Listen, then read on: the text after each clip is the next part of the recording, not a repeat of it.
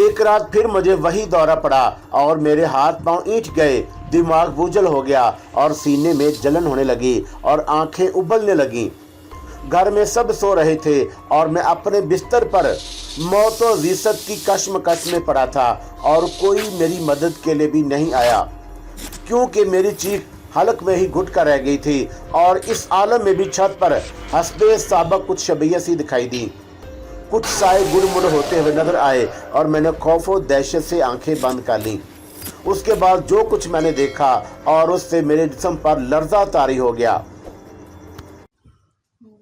पिंडत जयपाल के करीब खड़ा लकड़ी के दानों की माला जप रहा था। संतरी मुझ पर नजर रखे हुए मेरे दाएं बाएं जमीन पर किसी सतून की तरह निस्बत थे।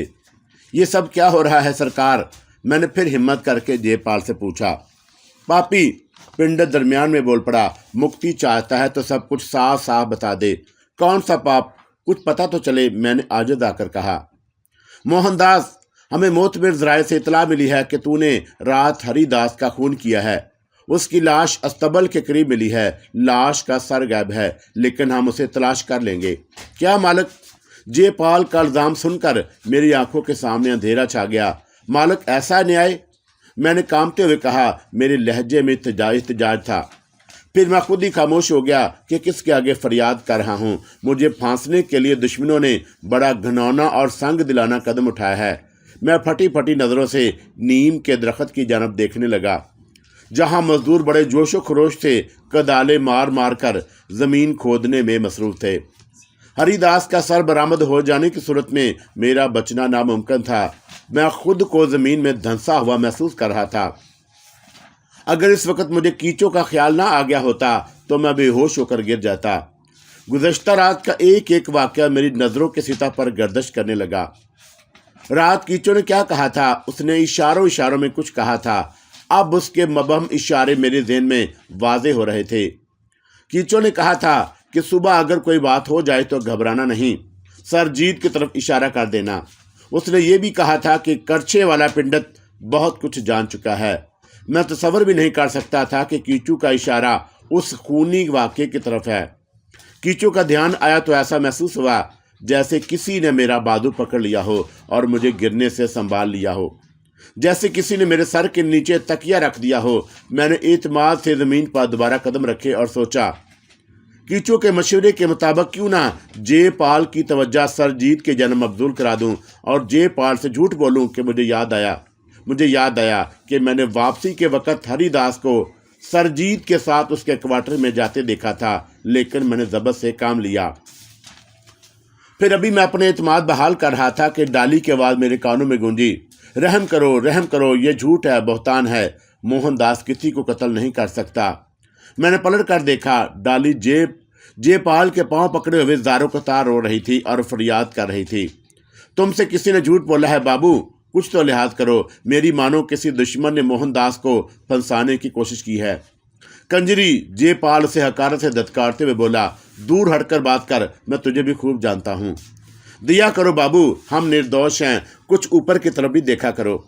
डाली, अचानक मैंने डाली को झिड़कते हुए कहा, जब हमने कोई पाप नहीं किया तो फिर विनती किस कारण कर रही है? जा अंदर जाके गुड्डे के पास बैठ, शोर मत कर। अपराधी और पिंडत मेरा रंग बदलते देखकर मुश्किल लहजे में बोला, तू मिनुष की आंखों में धूल झोंक सकता है, परंतु वह श्योरी लाल को जल नहीं दे सकता। दूध का दूध और पानी का पानी होने में देर नहीं लगेगी। जयपाल और पिंडत अशोरी लाल जो मुंह में आया कहते रहे। मैंने जुबान बंद कर ली थी। मजदूरों ने सेन में अच्छा खासा गड्ढा खोद डाला, लेकिन वहां से हरिदास का सर बरामद ना हो सका। जयपाल बार बार वजाहत तलब नजरों से कभी पिंडत को और कभी संतरियों को देखने लगता। पिंडत अब कसमसाने लगा था और संतरियों के चेहरे जर्द पड़ने लगे थे। मेरे क्वार्टर के बाहर दूसरे मुलाजम भी जमा थे। हरिदास के कत्ल को अच्छी खासी शोहरत दे दी गई थी। अब मुझे कीचू के वजूद पर एतबार आ चला था और यह भी यकीन हो गया था कि कीचू की पुरअसरार कुव्वत मुझे ज़रूर बचा लेगी। जयपाल के अंदाज़ो अतवार में रफ्ता रफ्ता जल्लाहट आती जा रही थी। सारा सेन खोद कर तबाह बर्बाद कर दिया गया। अचानक उसने संतरियों को कहर आलूद आवाज़ में खुदाई बंद करने का हुक्म दिया। पिंडत अशोरी लाल की नज़रों में मेरे लिए हैरत हवीदा थी। मेरा दिल चाहा कि जयपाल से कुछ तलख व तंद मुकालमों का तबादला करूं और उसे पूछूं कि उसके मुखबर कौन थे, लेकिन मेरी हैसियत एक छोटे मुलाजम की थी और जयपाल एक बड़ा मुलाजम था। मुझे खामोशी ही में आफियत नजर आई। छोटे मुलाजमों का यही वतीरा सबसे मुनासिब होता है कि वो अपनी ज़ुबान कम से कम इस्तेमाल करते हैं और कान हमेशा मुस्तैद रखते हैं। महकूमी और हाकमियत का यही फ़र्क सबसे नुमाया है। मैं परेशान था कि किस तरह कीचू के मशवरे के मुताबिक जयपाल की तवज्जो ड्राइवर सरजीत की तरफ मबजूल कराऊं। मैं खुद कह चुका हूं कि मैंने हरिदास को वापसी के रास्ते में नहीं देखा था। फिर मैंने हिम्मत कर ही ली और मैंने जयपाल से कहा, सरकार, मैं आपसे खास बात करना चाहता हूं। कहो, जयपाल ने हुक्मी अंदाज में कहा। सिर्फ आपसे सरकार, क्षमा कीजिएगा, आपको तकलीफ होगी। जयपाल ने जुज़बुज़ होकर पिंडत शोरीलाल की तरफ देखा और सबके सामने क्यों नहीं कहते, वो सख्ती से बोला। आप ही से करने की बात है, मैंने आर्जी से कहा। बको, जयपाल एक तरफ आते हुए बोला। मैंने उसके कान में सरगोशी की। जयपाल बाबू, जान की अमान पाऊं तो अर्ज करूं, पर आपको मेरा नाम छुपाना होगा, वरना मैं मुफ्त में मारा जाऊंगा। जयपाल का तजस्सुस बढ़ गया। बकते क्यों नहीं, हम तुम्हारा नाम कहीं नहीं लेंगे। तुमने कुछ देखा है तो साफ साफ बयान करो। सरकार, मैंने सरजीत को डर से इसका नाम नहीं लिया था। मैं किसी झगड़े में पड़ना नहीं चाहता था।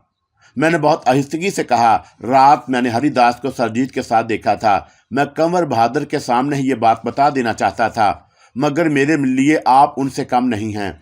मैं तो आपको भी अपना कंवर ही समझता हूँ और कंवर का नाम मैंने दानिस्ता लिया था। जयपाल के चेहरे पर कई रंग आए और गुजर गए। कहने को तो ये बात मैंने राजदारी से जयपाल की गोशगुजार कर दी, लेकिन मुझे अपनी हमाकत का फौरन एहसास हो गया कि जयपाल और पिंडत ही मेरे खिलाफ ये साजिश मुरतब की है। ऐसी सूरत में वो भला सरजीत को क्यों और इस मामले में घसीटेंगे। मुझे सबके सामने सरजीत का नाम लेना चाहिए था, इतनी जोर से कि बाहर खड़े हुए दूसरे मुलाजमीन भी सुन लें। मेरी बात सुनकर जयपाल पिंडत और शोरीलाल के पास गया और उसे अलग ले जाकर आहिस्तगी से बातें करने लगा। मैं समझ गया कि वो पिंडत को मेरे ही बारे में बता रहा है और मैंने उसे क्या कहा है। चुनाचा मैंने किसी कदर तेज आवाज में पिंडत को मुखातब किया, महाराज, मैं सच कह रहा हूं, मैंने सरजीत को देखा था। मेरी इन गुनहगार आंखों ने, आप इनसे पूछिए तो सही। हरिदास से तो मुझे बहुत मोहब्बत थी और मैं उसे चाचा कहता था और वो मेरा बहुत ख्याल रखता था और गुड्डे के लिए अक्सर मिठाइयाँ लाता। मैं उस बूढ़े को मारकर कौन सी जायदाद हासिल करता।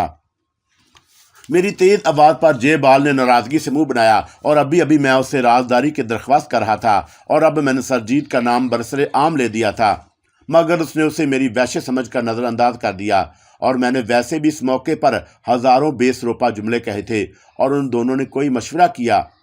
पिंडत नफ़ी में सर हिला रहा था और जयपाल से समझा रहा था। उन दोनों में क्या तय हुआ ये मुझे नहीं मालूम। अलबत्ता वो धमकियां देते हुए क्वार्टर से चले गए। मैंने भी उनके पीछे जाना चाहा, मगर डाली ने मेरा कुर्ता पकड़ लिया और मुझे जाने दे डाली, मत रोक, किसी बात की फिक्र मत कर। मैं अपना कुर्ता छुड़ाकर बाहर निकल गया। जैसे ही मैं बाहर आया, दूसरे मुलाजिम मुझ पर सवालों की बौछार करने लगे और मैंने उन सब की तवज्जो सरजीत के क्वार्टर की तरफ मबजूल करा दी। ये सारा काफिला क्वार्टरों की तीसरी लाइन के दरमियान क्वार्टर तक पहुँच कर रुक गया। सरजीत के क्वार्टर में जयपाल, दोनों संतरी, पिंडत और मजदूर चले गए और मैंने और दूसरे मुलाजमों ने अंदर जाने के लिए हाथ पैर मारे, मगर हमें बाहर ही रोक दिया गया। हम सब झुर्रियों से अंदर झांकने और दरवाजे से कान लगाए अंदर की सुन गुन लेने की नाकाम कोशिश कर रहे थे। थोड़ी देर के बाद अंदर से कुदाल चलने की आवाज़ आने लगी और फिर अचानक सरजीत की चीखें सुनाई दी। दोबारा दरवाज़ा खुलने में देर नहीं लगी और एक मजदूर के हाथ में हरिदास का खाक और खून में लथड़ा हुआ सर था। दोनों संतरियों ने सरजीत के हाथ में जंजीर डाल दी और वो अपने होश में नहीं था। वो वहशतज़दा अंदाज में सर झटक रहा था। हरिदास की आंखें बाहर निकली हुई थीं। ये मंजर ऐसा लर्जा खेज था कि जयपाल ने इशारे से हरिदास के कटे हुए सर पर कपड़ा डालने का हुक्म दिया। जयपाल की हालत बड़ी अबतर थी। पिंडत शोरीलाल का सर भी झुका हुआ था और वो तमाम हिज्जत के लिए सरजीत के क्वार्टर में गए हुए थे। सिर्फ खानापुरी के लिए उनके वहमो गुमान में भी ना होगा कि हरिदास का सर वहां से बरामद हो जाएगा, इसीलिए तो वो बेझिझक उसकी तरफ चले गए थे। मैं इस हकीकत से पूरी तरह आगाह था कि अभी मतला साफ नहीं हुआ है। सरजीत बेकसूर है, कत्ल तो किसी और ने किया होगा, या मुमकिन है कि सरजीत ही ने कत्ल किया हो और कीचू ने इसीलिए उसका नाम लिया हो। मगर मेरे मुखालफिन बहुत सी दलीलें मेरे खिलाफ तराश सकते थे। अब कुछ भी हो, मैंने अपने दिल की तसल्ली दी और कम अज़ कम पंडित अशोरी लाल, जयपाल और कंवर मोहेश या मेरे किसी और मुखालफ को इस हकीकत का इल्म तो हो ही गया होगा कि मुझे मारना आसान काम नहीं। मैं अगर सरजीत का जिक्र ना करता तो क्या करता? क्या मैं अपनी गर्दन पर छुरी रखने देता?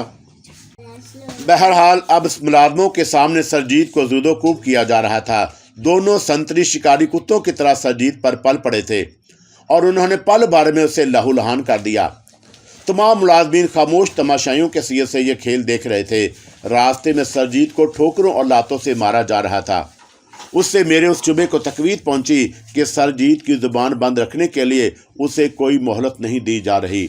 हालांकि उसे अपनी कोई खबर नहीं थी। वो वीरान आंखों से अपने इर्द गिर्द के लोगों को देख रहा था। इस मौका पर मैं जानबूझकर जयपाल के करीब पहुंचा और मैंने हिम्मत करके दबी जुबान में उससे पूछा, मेरे लिए अब क्या हुक्म है सरकार? उसने नफरत से मुंह बनाया, तुम अपनी ड्यूटी पर जा सकते हो। भगवान बाबू को खुश रखे। मैंने चुपके से वहां से चले आने ही में आफियत समझी और जयपाल का हुक्म सुनकर दिल ही दिल में कीचू का शुक्रिया अदा करता हुआ अपने क्वार्टर में आ गया। इस हादसे के सिर्फ 1 घंटे के बाद मुझे एक नई इतला मिली। मुहेश चंद्र ने सरजीत को हरिदास का कातिल करार देते हुए उस पर गोली चलवा दी थी। हरिदास के साथ सरजीत की मौत भी आ गई। गोया दूसरे ही दिन दो और आदमी कत्ल हो गए थे। डाली को किसी न किसी तरह मुतमिन करके मैं शारदा के पास अपनी ड्यूटी अंजाम देने के लिए पहुंचा। शारदा के चेहरे के तासरात गमाजी कर रहे थे कि वो किसी शदीद उलझन में मुब्तला है। मैं जिस वक्त उसके कमरे में दाखिल हुआ, वो पाएं बाग की सिमत खुलने वाली खिड़की के करीब खला में गुमशुदा मुसरतें ढूंढ रही थी। उसने गुलाबी रंग की साड़ी पहन रखी थी। पता नहीं चलता था कि साड़ी का रंग क्या है और खुद उसका रंग क्या है। इस वक्त मुझे अपना वजन कुछ कम महसूस हो रहा था और तबीयत में हल्की हवाओं जैसी नरमी और सुबह खरामी थी। मेरी आहट पर वो इस तरह चौंकी जैसे किसी ख्वाब से अचानक बेदार हो गई हो। वह दर्द व कर्ब की तस्वीर बनी हुई थी। आंखों में शबनम, चेहरे पर धूप और अंदाज में खजां। मेरी आमद उसके होंठों पर एक बेजान से मुस्कुराहट उभरी। खिड़की से हटकर वो आरामदाह कुर्सी पर बैठ गई और मैंने शुगुफ्तगी से पूछा, शारदा, अब आप कुछ परेशान नजर आ रही हैं। मोहन, वो गहरी आवाज में बोली, वो तुम्हें मुझसे छीन लेना चाहते हैं। तुम्हें जल्द ही कुछ सोचना होगा। लेकिन क्या ऐसी आसानी से वो मुझे आपसे छीन लेंगे? ये खूनी लोग हैं, उनके दिल पत्थर के हैं। कोई नई बात कीजिए। तुमने क्या सोचा है मुझे बताओ। क्या तुम मेरी बातों के बस यूं ही तायद कर रहे हो क्योंकि तुम ऐसा करने पर मजबूर हो? शारदा कबीरगी से बोली। आप क्या समझती हैं? ये तुम मुझे आप क्यों कहते हो? ऐसे लगता है जैसे बहुत दूर से बोल रहे हो और मेरे तुम्हारे दरमियान कोई बहुत बड़ी दीवार है। आपको आपसे मुखातब करना अच्छा मालूम होता है, लेकिन मुझे कतन अच्छा नहीं लगता। चलिए, आपकी खातिर मैं तुम कहने लगूंगा। ये बताइए, आज आप, मुझे ख्याल आ गया और मैंने मुस्कुराते हुए तरमीम की, आज तुम इतनी उदास क्यों हो? तुम उदासी की वजह पूछ रहे हो, जैसे तुम्हें खुद कुछ नहीं मालूम। बस आज ही यहाँ से बाहर निकलने का प्रोग्राम बना लो, वरना इस हबस में किसी दिन तुम मेरे मुतल्लक कोई बुरी खबर सुन लोगे जो यहाँ आम है। उसकी आवाज़ भर्रा गई। अरे शारदा, तुम तो बिल्कुल बच्ची बन गई हो। यहाँ से निकलना बहुत आसान है। जिस दिन भी मैं मुनासिब समझूंगा तुम्हें एक लम्हे के लिए भी यहाँ नहीं ठहरने दूंगा, मैंने बुजुर्गी लहजे में कहा। और उस बात की क्या जमानत है कि उस वक़्त तक वो तुम्हें, उसने भी दबी जुबान सी ली। मैं तुम्हें अपनी ज़िंदगी की ज़मानत देता हूँ, मैंने शोखी से कहा। नहीं, तुम मुझसे खौफजदा हो कि कहीं मैं तुम्हारे लिए अजाब न बन जाऊँ। तुम सोचते होगे कि मैं एक बड़े घर की लड़की ही रहूँगी, बदल नहीं सकती। और हो जो कुछ मैं कह रही हूँ सिर्फ जज्बाती का आर्जी उबाल है। वो जज्बात से पुर आवाज़ में बोली, तुम कोई खतरा मुँह लेना नहीं चाहते। तुम एक शरीफ और सादा आदमी हो, मगर तुम मुझे यहाँ से लेकर चल के तो देखो। मैं तुम्हारे साथ झोंपड़ी में भी रह लूँगी और उफ तक ना करूँगी। मैं उसकी सूरत देख रहा था और जिस पर हर जगह मेरा नाम लिखा हुआ था और उसकी आंखों में सिर्फ मेरी तस्वीर थी। मैं अपनी तस्वीर देखकर खौफजदा हो गया और मेरी शोखी संजीदगी में तब्दील हो गई। मेरे सामने एक हसीनो जमीन लड़की बैठी थी और उसके सामने नौजवान शख्स खड़ा था जिसके लिए ज़मीन तंग थी। और मैं तुम्हें किस तरह बताऊं शारदा कि मैं खुद यहाँ एक पल रुकना नहीं चाहता, लेकिन जाने के लिए ये वक्त मौजू नहीं है। कत्लो खून के इस मौके पर हम यहाँ से फरार हो गए तो तमाम इल्ज़ामात हम पर आयद हो जाएंगे। उसके अलावा भी बहुत सी बातें हैं तुम नहीं समझती। जिस दिन कमर साहब नहीं होंगे या यहाँ कोई तकरीब होगी और बाहर हमारे लिए तेजी से आगे बढ़ने का कोई माकूल जरिया होगा तो हम फौरन उनकी रसाई से दूर चले जाएंगे। समझ रही हो? और बहुत सी बातें सोचना पड़ेंगी। मैं तुम्हारी उंगली पकड़कर बड़े दरवाजे से गुजरकर संतरियों के सामने सीना फुलाकर नहीं जा सकता। तुम्हारी कुर्बत मेरी जिंदगी का हासिल है और मुझे अपनी खुशबख्ती पर यकीन नहीं आता कि कोई शख्स कभी प्रकाश बूंद में आएगा जो मेरे ख्वाबों और ख्यालों जैसा होगा। गरीब, पढ़ा लिखा, बाहिम्मत, हौसलामंद। और वो जोश से बोली, अगर तुम ना आते तो मैं भी यहीं की गिलाजत में कहीं गिर जाती, मगर अब मैं आ गया हूँ। देखो मोहन, यहाँ के हालात रोज़ बरोज़ ख़राब हो रहे हैं। कल हरिदास और सरजीत, आज कोई और। प्रकाश बूंद में हर तरफ साजिशें आग उग रही हैं और किसी वक्त भी कोई भी अंधेरे में चलने वाली किसी गोली का निशाना बन सकता है। शारदा ने आज तय कर लिया था कि वह मुझसे हर मामले पर खुलकर गुफ्तगू करेगी। क्या सरजीत और हरिदास का अंजाम भी किसी साजिश का नतीजा था? मैंने अपने इल्म में इजाफा करने के लिए पूछा। शारदा तड़प कर खड़ी हो गई और मेरी दिलजोई के लिए झूठ से काम ना लो मोहन। मुझे इतला मिल चुकी है कि जयपाल और उसके आदमी ने तुम्हारे क्वार्टर का रुख किया था और वो तुम्हें हर कीमत पर रास्ते से हटा देना चाहते हैं। तुम्हारा क्या ख्याल है शारदा? मैंने ज़हर खान से कहा। क्या मैं इतना अहम शख्स हूँ कि मुझे मारने के लिए सर जोड़कर मशवरे किए जाएं, साजिशों का जाल बुना जाए? वो तुम्हें हर कीमत पर रास्ते से हटा देना चाहते हैं। तुम्हारा क्या ख्याल है शारदा? मैंने ज़हर खान से कहा। साजिशों का जाल बुना जाए और तुम मेरे बारे में परेशान होना छोड़ दो। तुम्हारी सेहत इन गैर मुतल्लक बातों से मुतासर नहीं होनी चाहिए। क्या मैं इन बातों से अलहदा रह सकती हूँ? शारदा मेरा जवाब सुनकर जज्बाती हो गई, जबकि तुम्हारी ज़ात भी उसमें मुलव्वस है। जवाब दो मोहन। मेरा तुम्हारा क्या ताल्लुक है? हरिदास की मौत का मुझे बेहद दुख है। वो बेचारा मुफ्त में मारा गया। मैंने दीदा दानिस्ता शारदा का शराब नज़रअंदाज किया और कहा, वो बड़ा मिलनसार और नेक शख्स था मोहन।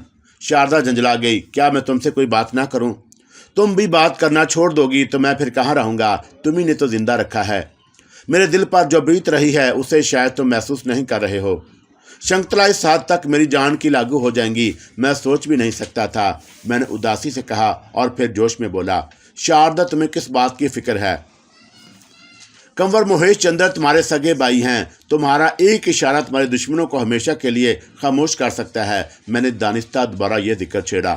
नहीं मोहन, वो चीखती हुई बोली, बात अगर सिर्फ शंकुतला की होती तो मुझे कोई दुख ना होता, लेकिन शारदा, मैं बेताबी से पूछा। शारदा के चेहरे के तासरात बता रहे थे कि उसे महेश के अज़ाइम का इल्म हो गया है। मैं देखना चाहता था कि महेश के बेनकाब हो जाने के बाद उसका रद्द अमल क्या होता है, महेश चंद्र या मैं। ये शारदा की आजमाइश का लम्हा था। मैं इस उम्मीदों बेहम की कफीतों से दो चार हो गया। शारदा अभी पीछो ताब खा रही थी। उसने मेरे सवाल के जवाब से ग्रेज करने की कोशिश की। कुछ देर अपनी परेशानियों सोचों में डूबी रही। फिर जब उसने सोचों से सर उभारा तो हसरत भरी निगाहों से मुझे देखने लगी। मोहन, कुछ ना पूछो, बस मुझ पर विश्वास करो। मैं तुमसे कोई बात पोशीदा रखने की कोशिश नहीं करूँगी। यहाँ से कहीं दूर चलो, पहाड़ों में, गुफाओं में, जंगलों में या कहीं और। तुम कुछ छुपा रही हो अपने मोहन से। मैं मजबूर हूँ, तुम नहीं समझ सकते।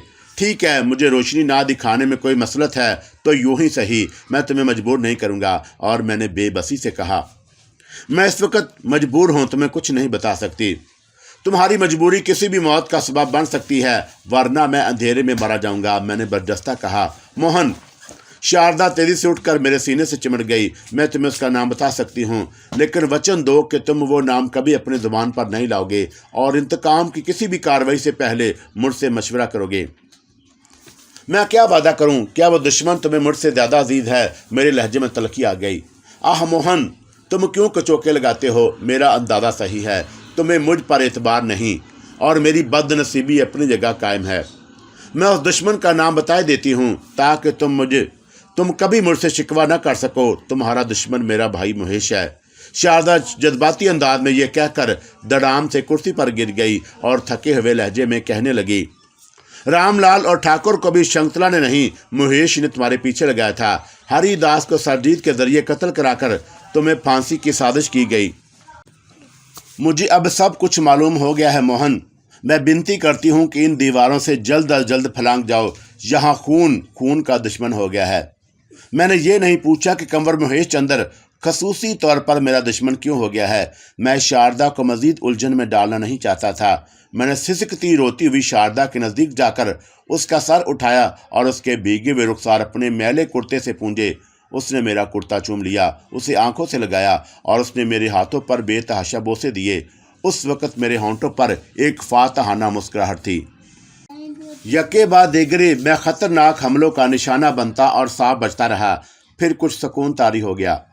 महेश चंद्र के एक इशारे पर उसके गुलाम दिन की रोशनी में भी मुझे क्वार्टर से घसीट कर कत्ल कर सकते थे। वो मुझे जिंदा गाड़ सकते थे, लेकिन ऐसा नहीं हुआ। ऐसा इसलिए नहीं हुआ कि महेश चंद्र पे दर पे नाकामियों के बाद मेरे बारे में मोहतात होने पर मजबूर हो गया था। पंडित अशोरी लाल भी मुझे फिर प्रकाश भवन में नजर नहीं आया। मुमकिन है कि उसने महेश को मुतदिल रवैया इख्तियार करने का मशवरा दिया हो। ये सितम दरीफी भी खूब थी कि उधर महेश चंद्र मुझे राजा दरबार में मुलाजम होने का हुक्म दे रहा था, उधर मुझे किसी तौर पर ख़त्म कराने की कोशिशें जारी थीं। इंसानों से मुझ पर जो गुजरी सो गुजरी, मगर इतना फ़ायदा ज़रूर हुआ कि मुलाजमों में महेश चंद्र से एक आम बेदारी पाई गई। आबद शरादी का चेहरा भी मैंने दोबारा प्रकाश भवन में नहीं देखा, और उसकी अदम मौजूदगी में साजदा और फैरोज़ का ज़बत किस शाप पर होगा। मैं बेदारी में अपने बैठे कभी यूं ही ख्वाब देखा करता था, कभी कलकत्ते, कभी अपने घर और कभी अपने चचा के यहाँ। कभी जारज के साथ कलकत्ते की गलियों में आवारा घुमा करता, कभी बानों के कोठे पर चला जाता और उसकी रोती आंखें देखता रहता। कभी मुझे अपने चचा दाद भाई और बहनें याद आती और मेरे हाथ पाँव में तशन्नुत की कैफियत तारी हो जाती।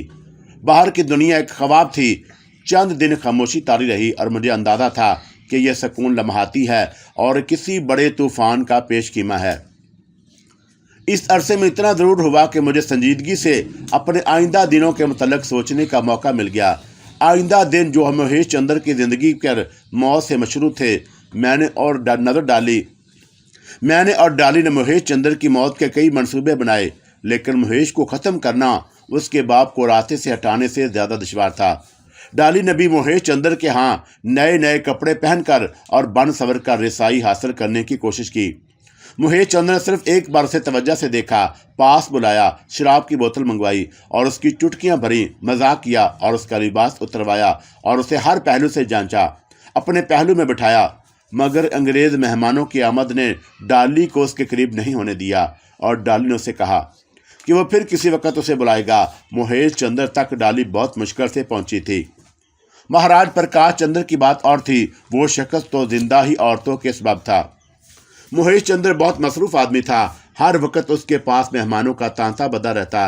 राज दरबार में भी उसकी आमद व रफ़त ज़्यादा हो गई। अमूमन पारों के साथ होती थी। डाली को वहाँ ज़्यादा कामयाबी नसीब नहीं हुई। महेश चंद्र को तन्हाई के मौके कम मिलते थे, चुनाचा उसे ख़त्म करना भी आसान नहीं था। भाइयों और बहनों के खौफ से उसने अपनी निजी मुलाजमों की तादाद बढ़ा दी। दूसरे दरवाजे पर मसला संतरी और इस तरह पहरा देते जैसे किसी महाराजा के संतरी हों। मैंने इधर से मायूस होकर उसके छोटे भाइयों से रस्मों रार बढ़ानी चाही, लेकिन ये एक तवील मरहला था। मैं इस दरमियान शकुंतला से भी मिला और मैंने बातों बातों में महेश चंद्र के मुतल्लिक़ उसके जज्बात उभारे और वो भी उससे बरहम थी और उसने भी दूसरे भाइयों से रवाबत बढ़ा लिए थे।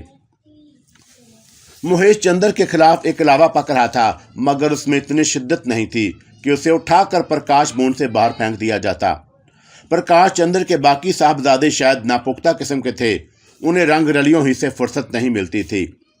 महेश चंद्र जब से उसके उस भवन का सरबराह बना था, रोज़ नई नई खूबसूरत औरतें भवन में नजर आने लगीं और रक्सो मौसीकी के जश्न आम मनाए जाने लगे। मैंने शकुंतला के अलावा दूसरी लड़कियों और रानियों की नज़र में भी आना चाहा, मगर ये सब काम एक तवील और शौरी अमल के मतकादी थे। उधर डाली की सेहत रोज़ बरोज़ गिर रही थी और शारदा का असरार बढ़ गया था कि मैं यहाँ से भाग चलूँ। जैसा कि मैं कह चुका हूँ, महेश चंद्र से इंतकाम लेने की एक ही सूरत थी कि जज़ा और सज़ा की परवाह किए बगैर से शूट कर दूँ या जहर दे दूँ, या फिर मुझे कीचू की तरफ से कोई उम्मीद थी कि प्रकाश चंद्र की तरह वो इस मामले में भी मेरा साथ देगी। कीचू का अताब महेश चंद्र पर कब नाज़िल होगा, ये मेरी ख्वाहिश के बावजूद अभी क्यों नहीं हो रहा है। काश मैं ये बातें जान सकता। मैं तो अभी कीचू के पुर इसरार साई से मुतल्लिक़ भी कुछ नहीं जानता था। शारदा के इसरार पर मैंने उसका पिस्तौल अपनी हिफाजत के लिए पास रख लिया था। पिस्तौल अपनी तहवील में आने के बाद उसे इस्तेमाल करने के लिए मेरे हाथों में खोलन होने लगी थी। बीक वक़्त कई अफराद को गोली मारने के लिए तबीयत मचलने लगी। अगर बानो का ख्याल ना होता और शारदा की बात ना होती, डाली और उसका मासूम बच्चा दरमियान में ना होता, तो इतनी देर ना लगती। उन सब ने मुझे बुज़दिल और नकमा बना दिया था। जितने दिन गुजरते थे मुझे अपने तैश से खुद को बाज रखने में मुश्किल पेश आने लगी थी। कई रोज़ गुजर गए। हैरत थी कि ये दिन किसी हंगामे के बगैर गुजर गए। दिन गुजर रहे थे और एक रोज़ मेरे दिल की मुराद बार आई। एक खादमा ने रात गए मुझे इतला दी कि पारो रानी ने तलब किया है। पारो रानी का नाम सुनकर मेरे दिल के चिराग से जल उठे। मैंने कई मरतबा कोशिश की थी कि पारो से कोई राब्ता कायम किया जाए, मगर ऐसा मुमकिन नहीं हो सका था। वो महेश की राजदार भी थी और उसकी हसीयत प्रकाश बूंद में एक खूबसूरत जहरीली नागन से कम नहीं थी। अगर मैं उसके हसीन नागन का जहर निकाल कर उसे काबू में कर लेता तो मेरी मुश्किलात आसान हो सकती थी। मैंने एहतियातन शारदा का पिस्तौल अपनी दाहिनी पिंडली पर एक तस्मे से कस कर बांध लिया और करीब का रास्ता छोड़कर दूसरा रास्ता इख्तियार किया। तवील रास्ता इख्तियार करने का मकसद ये था कि कम से कम लोग मुझे पारो के महल तक जाता देख सकें। किस्मत मुझ पर मेहरबान थी। रास्ते में मेरा टकराव किसी से नहीं हुआ और मैं बाआसानी अंधेरे में तहलील होता हुआ पारो के कमरे तक पहुंच गया। उस वक़्त रात के तकरीबन 1 बजे का अमल था। शब ख्वाबी के बारीक लिबास से पारो का चांदनी बदन नजरें चकाचूंद कर रहा था। पारो अपने तमाम अनफवान शबाब समेत अपनी तमाम इम्तियाजी खसूसियात के साथ, अपने हुस्न की तमाम बेहतरीन शनाख्तों के साथ कमरे में मौजूद थी। उसका हल्का लिबास हवा से उड़ता था तो ऐसे मालूम होता जैसे वो ज़मीन पर ना हो, हवाओं में रक्सा हो। कमरे में ख्वाबीदा अंग्रेज़ी मौसीकी रची हुई थी। हल्की रोशनी का बल्ब रंग बिरंगे पर्दों पर रोशनी बखेरता शायरी कर रहा था और पारो का शबाब नगमा सरा था। मेरे जिस्म में कोई गुदगुदी करने लगा। उस लम्हे मुझे ऐसे लगा जैसे मैं एक तार हूँ जिसमें बिजली दौड़ रही हो और मेरा स्विच दबा दिया गया हो। पारो का सुनहरा बदन और कमरे का लतीफ़ और नाजुक माहौल, पहली बार मुझे एहसास हुआ कि ज़िंदगी इतनी अर्जा नहीं है कि उसे यूं ही गवा दिया जाए। मैंने एक भरपूर नज़र से उसे देखा और उसकी नज़र मुझ पर पड़ी तो उसने लपक कर दरवाज़ा बंद कर लिया। फिर कोई बात किए बगैर मेरा हाथ पकड़ा और खींच कर दूसरे कमरे में ले गई। ये उसकी ख्वाबगाह थी। ख्वाबगाह का माहौल पहले कमरे से ज़्यादा मशहूर कौन था। वहाँ ज़िंदगी की हर खूबसूरत चीज़ मौजूद थी और सबसे नायाब चीज़ तो खुद पारो थी। कम सिन, अल्लड़, हसीन, तेज़ो तरार, शौक और निपे तले बदन की, और मैंने आज बेजबरे खुद पर सरशारी मुसल्लत कर ली थी। शायद ये महेश चंद्र से इंतकाम ही की एक कैफियत थी। पारो ने ख्वाबगाह में दाखिल होकर वहाँ का दरवाज़ा भी बंद कर लिया। फिर तमाम खिड़कियों और दरवाज़ों के दबीज पर्दे इस तरह खींच दिए कि एक मामूली सी जरी भी बाकी नहीं रह गई। वो बड़े ज़ोरों शोर से एहतमाम कर रही थी। मैं खामोश खड़ा पारो की एक एक हरकत का जायज़ा लेता रहा। इतनी कम सनी में इतनी फुर्तीली और तेज़ी। उसने पहली नज़र में मुझे पसंद कर लिया था और मेरे गाल पर तमाचा मारते हुए उसने जो कुछ कहा था वो मुझे अब तक याद था। उसने कहा था, हमने तुम्हें पसंद कर लिया है। हम तुम्हें अपनी मर्जी के मुताबिक सुधाएंगे, तुम्हें सरकशी का दर्स देंगे, तुम्हें अच्छी और कीमती लिबास पहना कर अपने इस्तेमाल के काबिल बनाएंगे। आज उसका जानवर उसके सामने था और उसकी तरबियत हासिल करने, सरकशी करने और उसके हाथों से लिबास पहनने के लिए तैयार था। सरकशी का हर महरक मौजूद था। ये रात, ये ख्वाबगाह, ये हल्की रोशनी, मौसीकी, नरमोगदाज बिस्तर और ख़ुद पारो जो एक हसीन लड़की थी और उसके बदन पर बारीक लिबास था और मैं था जिसके दिल में मुख्तलिफ किस्म के जज्बे बेदार थे। मैं खुद पर मुश्किल से काबू पा रहा था। पर्दे ठीक करने और एक नज़र कमरे पर डालने के बाद पारो ने नशीली नज़रों से मुझे देखते हुए कहा, मोहनदास, हम कई दिन से सोच रहे थे कि तुम्हें बुलाया जाए। मैं समझा था सरकार शायद नौकर को भूल गई। नहीं, तुम भूलने की चीज़ नहीं हो। तुम हमें खूब याद थे। मेरी खुशकिस्मती है, मैंने एहतियातन अदब से कहा। मोहनदास, इतनी रात गए हमने तुम्हें अपनी ख्वाबगाह में बुलाया है, बता सकते हो क्यों? सरकार, मेरा काम सोचना नहीं, तामील करना है। मैंने अपना खुश्क गला तर करते हुए कहा, कोई काम होगा। काम काज के लिए यहाँ मुलाजमों की कोई कमी नहीं। पारो ने खास अदा से कहा, हमने तुम्हें अपने लिए मुंतखब कर लिया है। तुम्हें इस रूप में देखकर हमें दुख होता है। हम तुम्हें जब भी देखते हैं तुम्हारे जिस्म पर कुछ चीज़ों का इजाफा कर देते हैं। हम तुम्हारे गिर्द एक फ्रेम लगा देते हैं। उस चौखट्टे में तुम कोई शहजादे, कोई राजकुमार लगते हो, इसलिए हमने तुम्हें पसंद कर लिया है। मैं खामोशी से सुनता रहा और मैंने न्याज़मंदी से गर्दन झुका ली। सुना तुमने हम क्या कह रहे हैं? हमने मुस्तकिल तौर पर तुम्हें अपने पास रखने का फैसला कर लिया है। काश तुम तालीम याफ्ता होते। तो क्या होता सरकार? मैंने इश्तियाक से पूछा। तुम देखते क्या होता? हम बनाव और बगाड़ के ड्रामों से बड़ी दिलचस्पी है। हम तुम्हें ना जाने कहाँ से कहाँ पहुँचा देते। मैं अब पढ़ना शुरू कर दूंगा, मैंने किसी बच्चे की तरह कहा। ओह नहीं, वो खिलखिलाई। तुम हमारे लिए अब भी एक कल्चर, मुकम्मल और मौजू आदमी हो। अच्छा बताओ, क्या हम तुम्हें पसंद आए? वो अचानक बोली। आप मैंने जज कर कहा, आप तो बहुत सुंदर हैं। सिर्फ सुंदर? वो अस्तजाब के लहजे में बोली और फिर उसने बेबाकी से पूछा, मोहनदास, तुम किसी इतनी सुंदर औरत से पहले भी मिले हो? जी जी जी नहीं, कभी नहीं, मैंने घगया कर कहा, और मैं औरतों से दूर ही रहा हूँ। क्या किसी की नज़र तुम पर नहीं गई? और वह हैरत से बोली, और ये सब जाहल हैं, इडियट, उन्होंने तुम्हें नहीं बुलाया। किसी ने भी नहीं, मैंने मासूमियत से जवाब दिया। बहरहाल हमने तुम्हें बुलाया है, और हमारे बुलाने का क्या मतलब होता है जानते हो? वो वकार से बोली। नहीं जी, बस मैं क्या कहूँ, मैंने शर्मा कर कहा। हमारा मतलब है कि वो एक जिस्म में करीब आ गई।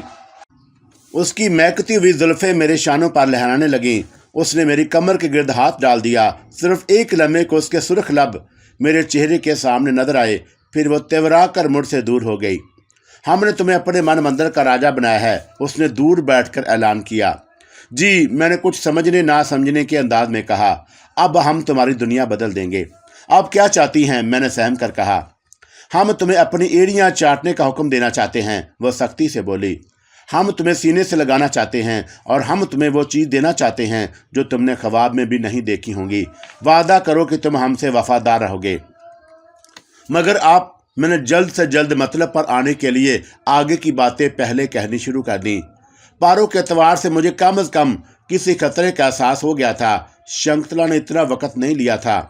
इतने तवील बातें करने का कोई मकसद ज़रूर था। मुझे अब वो मकसद जानने की जुस्तजू थी। चुनाचा मैंने हर तरह से राजदारी, वफादारी का अहद कर लिया, क्योंकि मैं उसी लिए तो यहाँ आया था। सुनो, पारो फिर तेजी से मेरे नज़दीक आ गई। लेकिन हम तुम्हारी वफादारी का अमली इम्तहान लेना चाहते हैं। उसने बेख्याली में अपने लिबास की डोरी ढीली की और मेरे कदम डगमगाने लगे।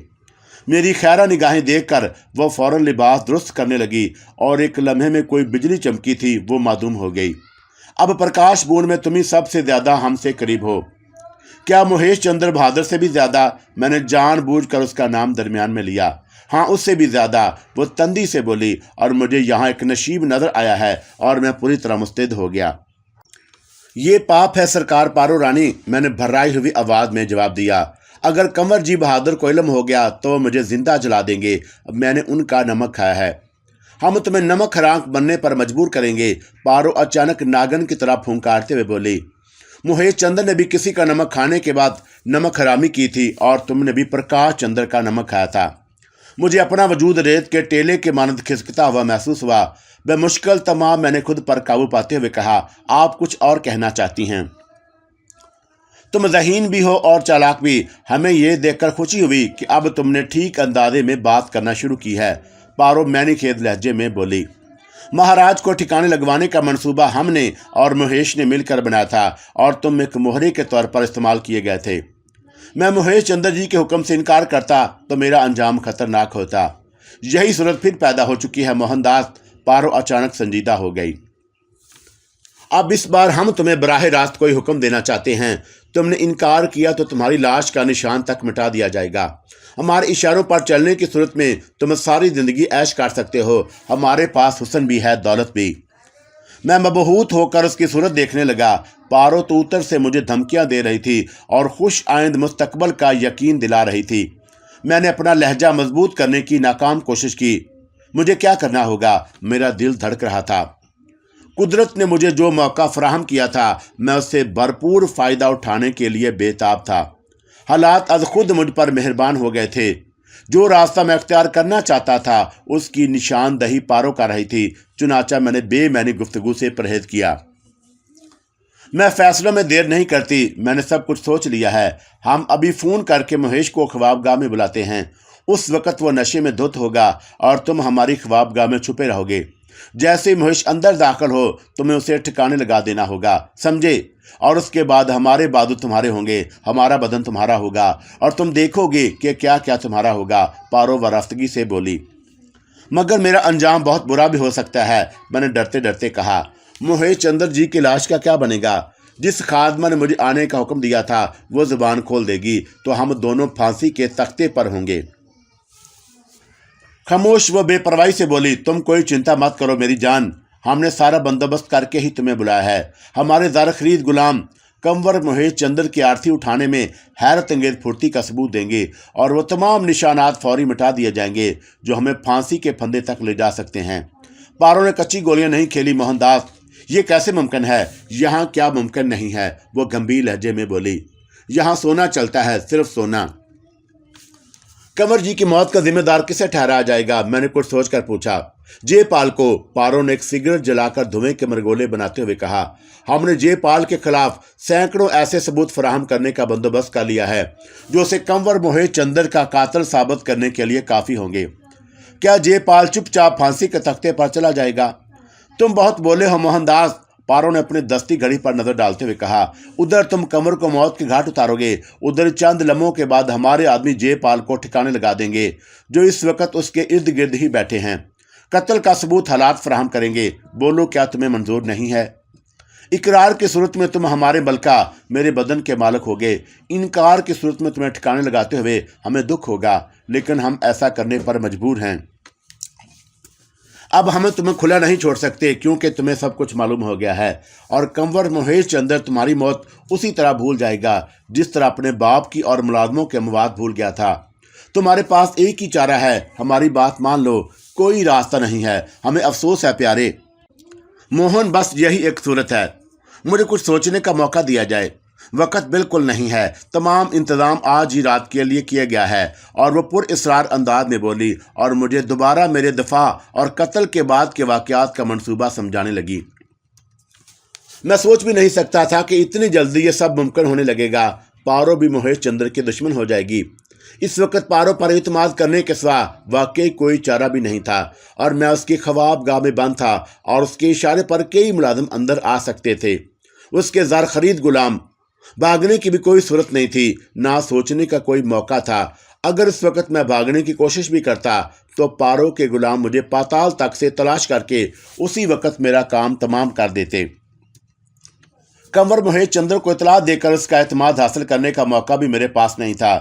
पारो इतनी मोहलत ही क्यों देती? लम्हों में मैंने बहुत कुछ सोचा, इतना जो कि मैं बरसों में सोचता।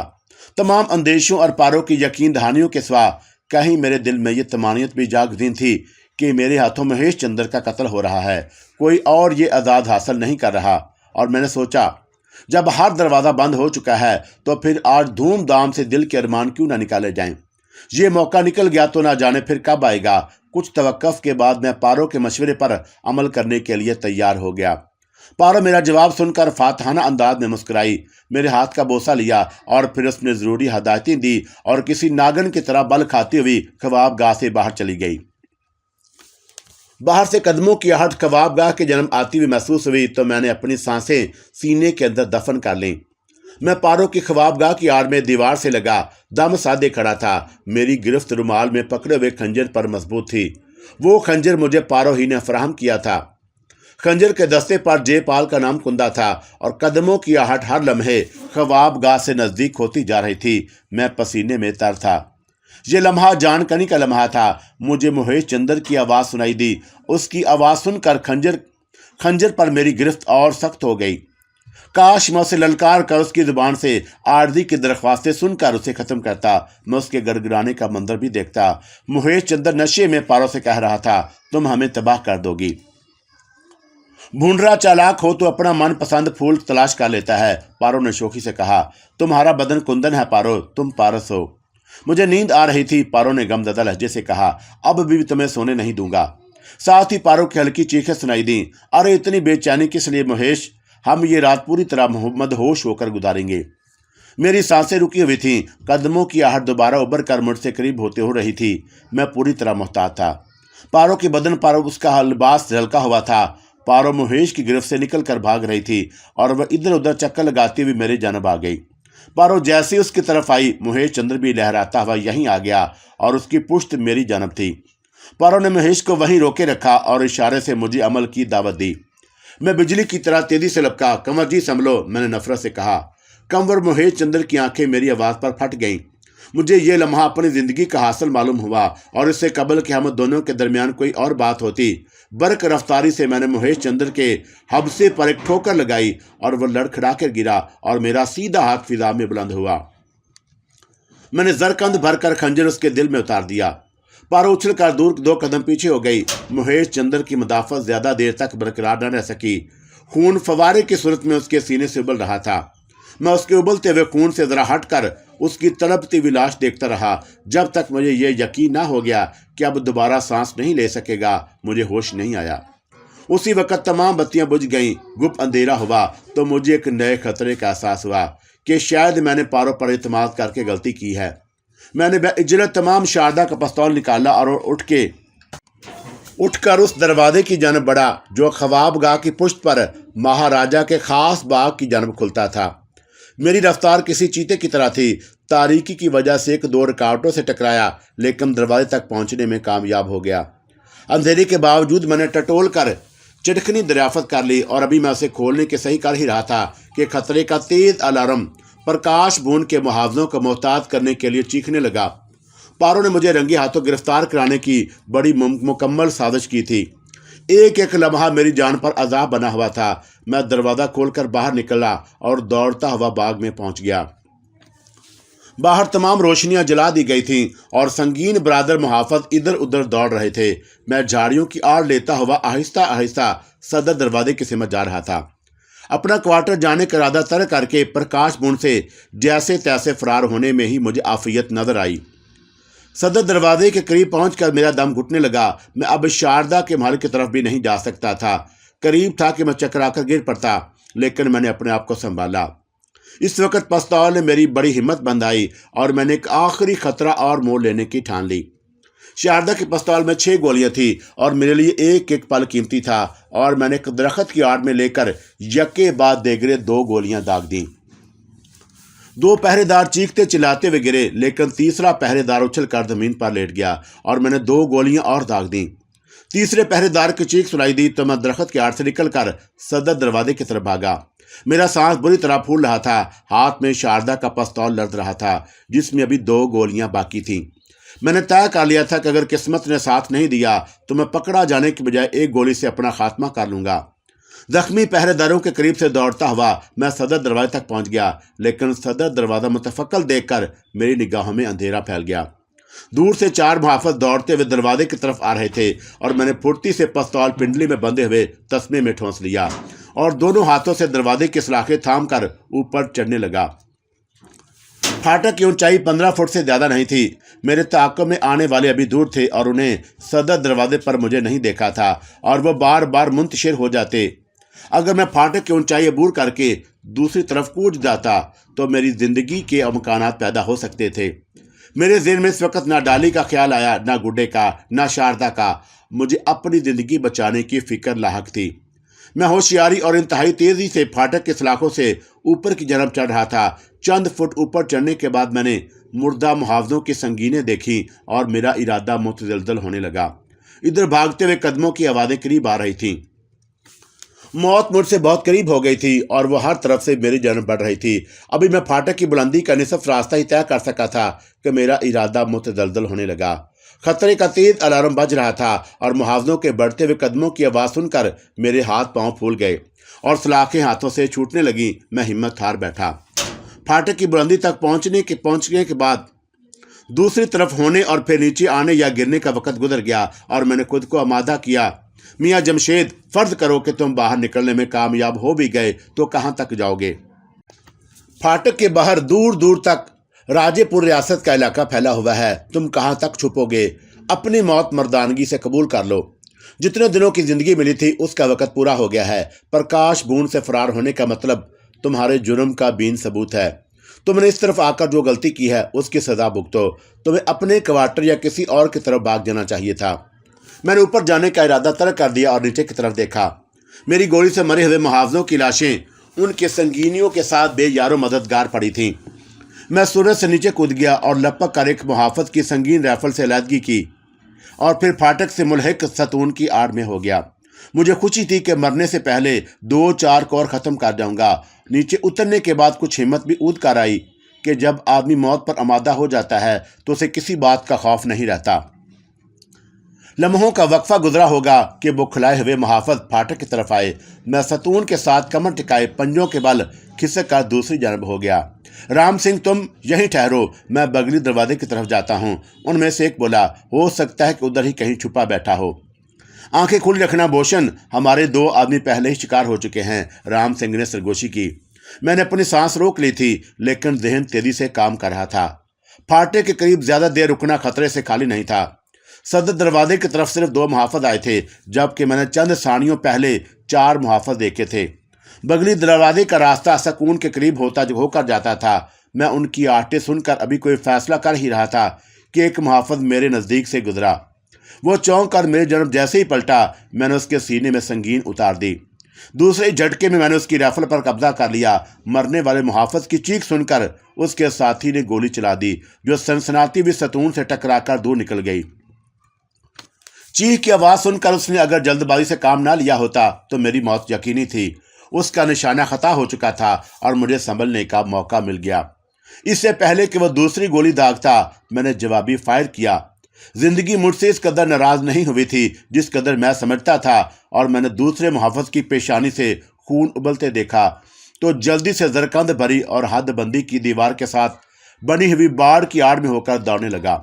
गोलियों की आवाज़ ने दूसरे मुहावजों की तवज्जो फाटक की जानब मबजूर कर दी, लेकिन मैं बर्क रफ्तारी से दौड़ता हुआ उस शीशे तक पहुंच चुका था जहां से अस्तबल का सिलसिला शुरू होता था। जिंदगी की उम्मीद बढ़ी तो जिंदगी का खौफ भी तारी हो गया। मैं पूरी तरह मोहताज था। खतरे के अलार्म के साथ साथ मुहावजों की सीटियां भी गूंजने लगीं। अस्तबल में खामोशी तारी थी। बज़ाहिर अब मैं खतरे के हद से बाहर निकल चुका था, लेकिन अभी मेरे हाथ में संगीन और राइफल मौजूद थी, जो मैं किसी ऐसी वैसी जगह छोड़ने की गलती नहीं कर सकता था। उन पर मेरी उंगलियों के निशानात सबत हो चुके थे। अस्तबल से मैं बाग की तरफ दौड़ा और बाग में सन्नाटा छाया हुआ था। मेरा गुजर उस दरख्त की आड़ की तरफ भी हुआ जहां मुझे अमूमन कीचो मिला करती थी। मैंने सोचा कि मुझे ठहर कर कीचो का इंतजार करना चाहिए। मुमकिन है इस मुश्किल वक्त में वो फिर मेरी मदद को आ जाए, मगर वो नमूदार नहीं हुई तो क्या होगा। ये सोचकर मैंने अपने कुर्ते से राइफल और संगीन पकड़कर निशानात मिटाए और बाग की हौज में उन्हें फेंक दिया। मेरे पास अब सिर्फ शारदा का पिस्तौल था जिसमें 2 गोलियां बाकी थीं। मैंने पिंडली से बंधे हुए तस्मे से उसे खींच लिया और दरख्तों के धुर में छुपता छुपाता क्वार्टरों के अकब में पहुंच गया। गोलियां चलने की आवाज़ पर बहुत से मुलाजिम क्वार्टरों से बाहर निकल आए थे। मैंने पिस्तौल छिपाया और उन्हीं में शामिल हो गया। ये कैसी गोलियां चल रही हैं? मैंने एक मुलाजिम को रोक कर पूछा। क्या पता भाई, वो सहमी हुई आवाज़ में बोला। यह प्रकाश भून है, यहाँ कोई पलीद आत्मा आ गई है, भगवान शरण में रखे। उन्हें सरीसीमा और हवास बागता लोगों में से गुजरता हुआ चुपचाप मैं अपने क्वार्टर के अकबी हिस्से की तरफ पहुंच गया। डाली को आवाज़ देने की बजाय मैंने खिड़की के जरिए छत की मुंडेर पकड़ी और छत पर चढ़कर सहन में कूद गया। मेरा जिंदा बच आना एक मुर्दा था। जिंदा रहना बजाय खुद एक मुर्दा था, और मौत के 1000 असबाब हैं, मगर जिंदगी महज इत्तेफाक ही से मौजूद रहती है। क्वार्टर में पहुंचने के बाद भी मुझे यकीन नहीं आ रहा था कि मैं जिंदा हूं। अलार्म की आवाज़ से डाली भी जागी हुई थी। गुड्डा रो रहा था। मुझे जब धम से नीचे कूदा तो वह कमरे से निकलकर बाहर आई। मैंने इशारे से उसे चुप रहने की ताकीद की और उसके इशारे पर हाथ रखता हुआ उस कमरे में ले आया। कमरे में आकर डाली ने झपट से दरवाज़ा बंद कर लिया और तशवीश लहजे में बोली, खैर ये तो है शेरू, खुदा खैर करे, तेरी आंखों से खून उबल रहा है। सच सच बता, शेरू तो कहाँ से आ रहा है और ये अलार्म कैसा बज रहा है? इस वक्त कोई सवाल मत कर डाली, एक गिलास पानी पिला दे, मैंने हांफते हुए कहा। डाली गुड्डे को मेरी गोद में देकर पानी लेने चली गई। गुड्डा चुप होने में नहीं आता था और मैंने उसे जोर का तमाचा लगाया और वह सहम कर खामोश हो गया और हमक हमक कर रोने लगा। पानी पीने के बाद मैंने चंद गहरे सांस लिए। डाली ने अपने दामन से मेरे चेहरे का पसीना खुश किया और हज़ियानी अंदाज में पूछने लगी, कुछ बता तो सही शेरू, मेरा कलेजा फट जाएगा। चुप रह, खुदा के लिए चुप रह, मैंने बिगड़ते हुए कहा। मैं चुप नहीं रहूंगी, वो मेरा गिरबान पकड़ते हुए बोली। बोल शेरू, ये बंदूकें और गोलियां किस लिए दागी जा रही हैं? तू इतना घबराया हुआ क्यों है? तो किसी बात की फिक्र ना कर डाली, और मैंने उसकी पुष्ट पर हाथ रखते हुए कहा, अब सब ठीक है। क्या उस हरामी महेश के आदमी तेरा पीछा कर रहे हैं? डाली मेरे करीब बैठकर बोली। वो कुत्ते तेरा पीछा नहीं छोड़ेंगे शेरू, जरूर किसी दिन कोई आफत आ जाएगी। तू परेशान मत हो डाली, मैंने उस शिकारी को ठिकाने लगा दिया है जिसके कुत्ते मेरे पीछे पड़े हुए थे। शेरू, और डाली की चीख निकल गई, क्या बक रहा है? हाँ, मैंने जोश में एतराफ़ किया, मैंने उसे मार दिया है, और इस वक्त जो खतरा मौजूद है वो टल जाए, फिर मुझे किसी बात की फिक्र नहीं होगी। महेश की रूह के जिस्म का साथ छोड़ चुकी थी, लेकिन अभी मैं अपना जिम्मा मुकम्मल न कर सका था। क्वार्टर के दरवाजे पर किसी ने जोर से दस्तक दी। हम दोनों लर्ज कर रह गए। शेरू, वो आ गए हैं, डाली खौफजदा आवाज में बोली। तू ऐसा करके छत पर चढ़ जा और शारदा दीदी के महल तक चला जा, मैं नसूर के बच्चों से निमटती हूँ। हो सकता है उन्होंने क्वार्टर घेर लिया हो, मैंने आहिस्ता से कहा। तू जाकर देख कौन है। नहीं शेरू नहीं, वो तुझे मार डालेंगे, डाली मेरे बाजू से लिपट कर सहमी हुई आवाज में बोली। मरने से पहले मेरा गला घोंट दे। दरवाजे पर दूसरी बार दस्तक हुई। इस बार दस्तक के साथ मेरा पड़ोसी मुलाजिम अमरनाथ की आवाज़ भी सुनाई दी। मैं डाली को एक तरफ हटाता हुआ बाहर लपका। दरवाजे पर अमरनाथ के सिवा कोई नहीं था। मैं चौंका, छोटे मुलाजमों का निगरान भी था, इसलिए अमरनाथ ने मेरे दरवाजे पर दस्तक दी थी। बहुत से मुलाजिम खौफ से अंदर ही दुबके पड़े होंगे। खतरे का अलार्म बंद हो चुका था, लेकिन मुहावजों की सीटियां बज रही थीं। मोहनदास जी, ये शोरगुल कैसा है? अमरनाथ ने आंखें मलते हुए पूछा। अपने क्वार्टर में चुपचाप बैठे रहो अमरनाथ, प्रकाश बूंद में आज फिर कोई खतरे वाली बात होने को है, भगवान से प्रार्थना करो भैया।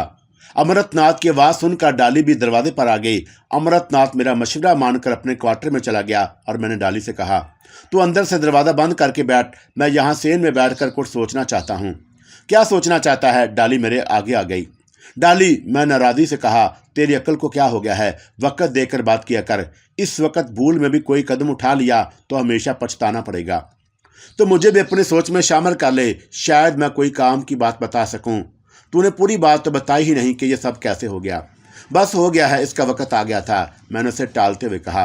अब कुछ देर के लिए अपना मुंह सी ले और हो सके तो यहाँ से चली जा। डाली का चेहरा फक हो गया था और उसके हाथ कांप रहे थे और होंठ लर्ज रहे थे, आंखों से आंसू जारी थे। डाली की ये हालत देखकर मैं और परेशान हो गया। वो चुप होकर नहीं देती थी और उधर मेरे ज़हन के समुद्र में जवार भाटा आया हुआ था। वक्त गुजरने के साथ मुझे अपने मुहाफ़िज़ होने की, महफूज होने की तकवीत हो रही थी और मेरी तरफ अब तक लोगों के ना आने से साफ ज़ाहिर था कि पारों ने मेरा नाम नहीं लिया। मुमकिन है मेरे भागने के बाद पारों ने पांसा पलटते देखकर खुदकुशी कर ली हो, या उसके ज़र खरीद गुलामों ने कोई और तदबीर सोच ली हो। पारों ने क्या किया होगा? वो अपनी ख्वाबगाह में महेश के कत्ल का क्या जवाब पेश करेगी? मेरा नाम वो क्यों ना लेगी? इसलिए कि मैंने खुद को समझाया और मैं उसकी ख्वाबगाह से जिंदा निकल आया हूँ। मैं उसके लिए खतरा बन सकता हूँ। इसके ख्वाबगाह से भागने के बाद पेश आने वाले वाक़यात जानने के लिए मैं बुरी तरह मुस्तरब था और होल रहा था कि वाक़यात न जाने क्या रुख इख्तियार कर लें। फिर यकायक ज़हन ने टहोका मारकर मेरा वजूद लर्जा दिया था। जिन मुहावजों के मैंने शारदा के पिस्तौल से हलाक किया था, उनके जिस्मों से जो गोलियां बरामद होंगी, उससे किसी नतीजे पर पहुंचने में देर नहीं लगेगी।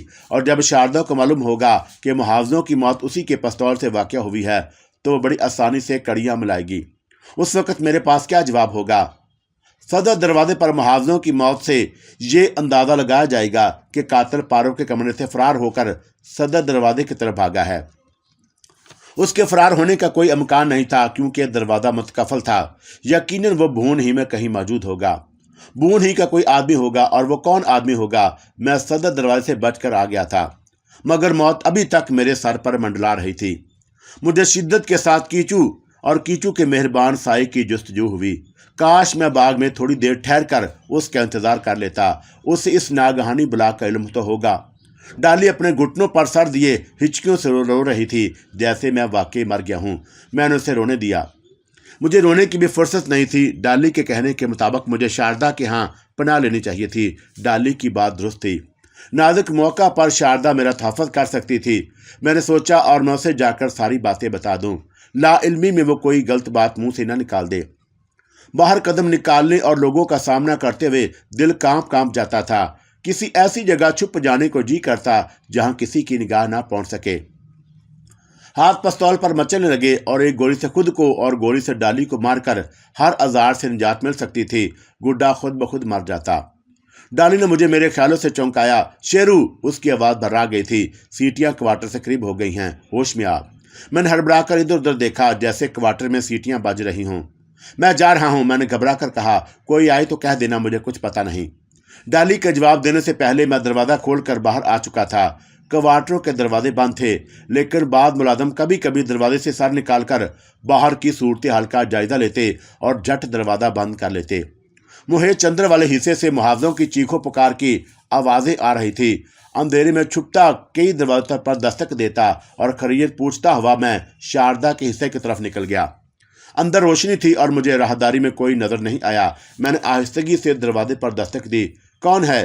दूसरी जन्म से किसी ने पूछा। ये मालती की आवाज़ थी। मैं हूं मोहनदास। और मेरी आवाज़ सुनकर मालती ने फौरन दरवाज़ा खोल दिया। उसके चेहरे पर हवाइयाँ उड़ रही थी। शारदा दीदी कहाँ है मालती? ये कैसा शोर हो रहा है? खैरियत तो है? तुझे कुछ खबर नहीं? मालती कपकपाती आवाज़ में बोली। कंवर महेश चंद्र जी का खून हो गया है। शारदा दीदी उसी तरफ गई हैं। खून? हाँ, कोई राक्षस उनका खून कर गया। पागल हो गई है। और मैंने तलखी से कहा, यह कैसे हो सकता है? हो गया है मूर्ख, मालती नाराज़गी से बोली। तूने अलार्म नहीं सुना? तुझे शोर की आवाज़ें नहीं आ रही? ये भाग दौड़ तुझसे दिखाई नहीं देती? मैं उसी कारण तो इस समय यहाँ आया हूँ। क्या आदमियों से पूछा पर कोई बताता ही नहीं। मैंने सोचा शारदा दीदी के पास चलूँ, पर यह हुआ क्या? क्या पता रे, रोज़ रोज़ क्या होता जाता है। इधर खोज में गई थी पर किसी ने अंदर नहीं घुसने दिया। बड़ा सख्त पहरा है। तमाम राजकुमार राजकुमारियाँ रानियाँ उधर ही गए हुए हैं और उतनी बड़ी बात हो गई है और तू सोता रहा। अलार्म की आवाज़ तो मैंने सुनी थी और मैंने आंखें पिट पटाते हुए कहा। ये सोचकर चुप हो रहा कि कौन बाहर निकल कर खतरे में पड़े। जब देर हो गई तो इधर निकल आया। मालती, मैंने राजदारी के अंदाज में उससे पूछा, कोई पकड़ा भी गया? कुछ नहीं आलमे मोहन, सुना है सिर्फ कंवर जी नहीं, जयपाल भी मारा गया है। 2 आदमी और भी ख़त्म हुए हैं। अच्छा, मालती ने मेरी मालूमात में इजाफा किया। और ये खून हवा कहाँ? मैंने हैरानी से पूछा। कंवर जी के सोने के कमरे में। कंवर जी के सोने के कमरे में? मैंने बेख्तियार दोहराया। हाँ, मुझे कुछ ज़्यादा पता नहीं, सुनी सुनाई कह रहा हूँ। मालती की जुबानी महेश चंद्र के कत्ल का वाक़या सुनकर मैं खुद दंग रह गया और मुझे ऐसा महसूस हुआ जैसे ये खबर मेरे लिए नई हो। मालती ने एक हैरत अंगेज़ बात बताई थी कि महेश चंद्र का खून उसके ख्वाबगाह में हुआ है। कंवर के साथ जयपाल और दूसरे 2 आदमियों के कत्ल का मामला भी मेरी समझ में नहीं आया और मुझे यक गोना तशफ़ी हुई कि पारों ने मेरा नाम नहीं लिया है, मगर असल वाक़यात क्या हैं।